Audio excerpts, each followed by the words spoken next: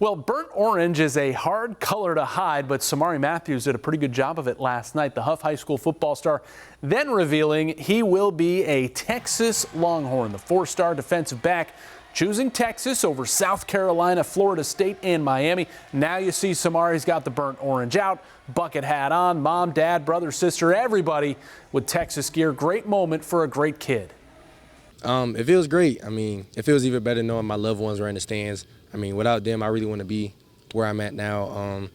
My teammates who just were screaming my name, I mean, with the village I have around me, it just makes everything better. So I'm grateful, really grateful. What excites me more is just making plays in front of that crowd, hearing the cannons go off, seeing Bevo and all them. That really excites me the most.